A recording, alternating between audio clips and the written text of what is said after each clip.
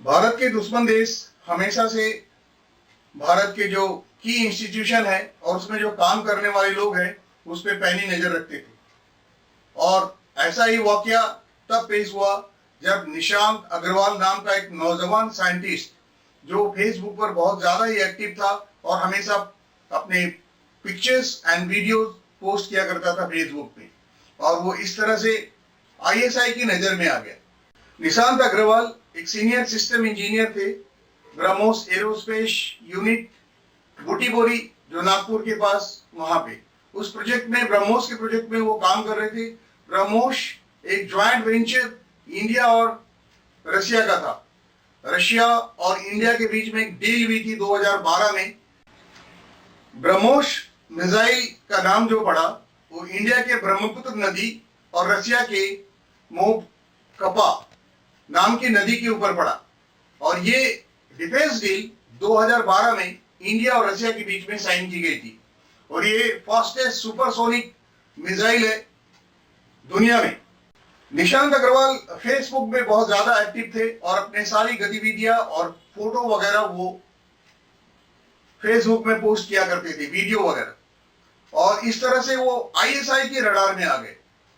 और इसी बीच फेसबुक में निशांत अग्रवाल को दो फ्रेंड रिक्वेस्ट मिलते हैं, एक नेहा शर्मा नाम की लड़की का लंदन से और दूसरा पूजा रंजन शिकागो से, और दोनों ही रिक्वेस्ट को निशांत एक्सेप्ट कर लेते हैं और वो लोग उनके फेसबुक फ्रेंड हो जाते हैं। शुरू में लगभग 2 साल तक इन लड़कियों ने सिर्फ कमेंट ही किया, कमेंट लाइक, और उसके बाद चैटिंग का सिलसिला शुरू हुआ, और ये चैटिंग कब डर्टी चैटिंग में बदल गई ये खुद निशांत अग्रवाल को नहीं मालूम पड़ा। हालांकि निशांत अग्रवाल की नई शादी हुई थी।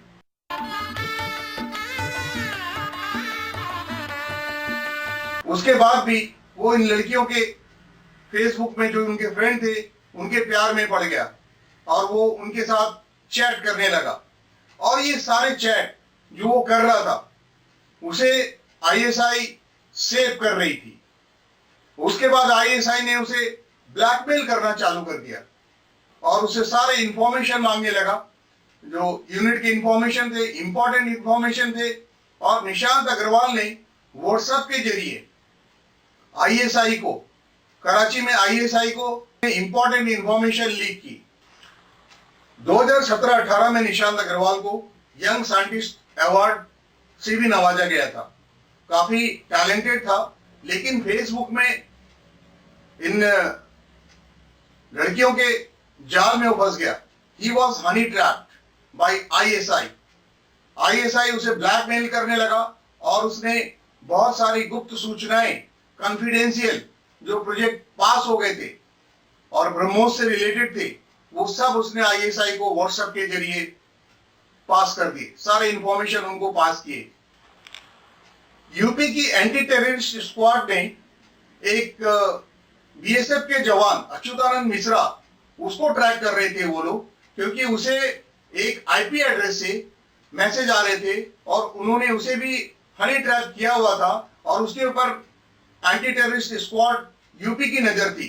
और उन लोगों ने जब देखा कि सेम आईपी एड्रेस से महाराष्ट्र में, नागपुर में निशांत अग्रवाल को भी मैसेज जा रहे हैं, उन्होंने आनंद फानंद में महाराष्ट्र एटीएस को इंफॉर्मेशन दी इस निशांत अग्रवाल के बारे में।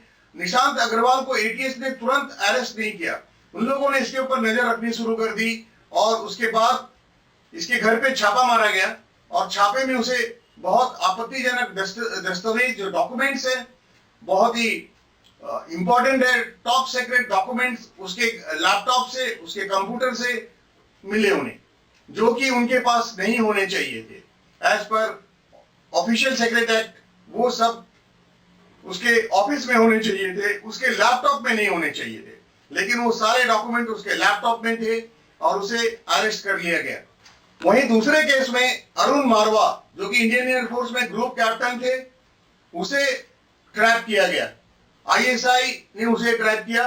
2 फीमेल फ्रेंड के रिक्वेस्ट उसके पास में आए और वो फ्रेंडशिप रिक्वेस्ट अरुण मारवा ने एक्सेप्ट कर लिए।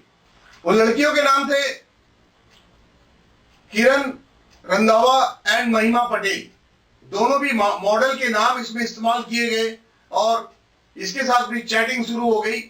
अरुण मारवा के साथ मोडस ऑपरेंडी सेम थी, पहले चैटिंग, चैट और उसके बाद में डर्टी चैट और उसके बाद उसे ब्लैकमेल किया जाने लगा। अरुण मारवा ने 3 important documents defence cyber agency के, डिफेंस स्पेस एजेंसी और स्पेशल ऑपरेशंस के आईएसआई को भेज दिए व्हाट्सएप के जरिए। सभी भी डिफेंस यूनिट में ये एक स्टैंडिंग ऑर्डर है कि कोई भी व्यक्ति मोबाइल फोन लेकर के अंदर नहीं जाएगा।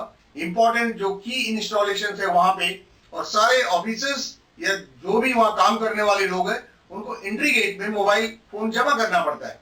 लेकिन अपनी सीनियरिटी का फायदा उठाते हुए अरुण मारवा अपना मोबाइल फोन जमा नहीं करते थे और उसे साथ में लेके अंदर जाते थे और सारे डॉक्यूमेंट्स के पिक्चर वगैरह सब कुछ आसानी से लेते थे और वहीं से उसे व्हाट्सएप के जरिए आईएसआई को कराची भेज दिया करते थे। इसी बीच इंडियन एयरफोर्स की काउंटर इंटेलिजेंस एजेंसी को इनके बारे में भनक लगी, उन्होंने इसके ऊपर नजर रखी और फाइनली उसे अरुण मारवा को गिरफ्तार कर लिया गया।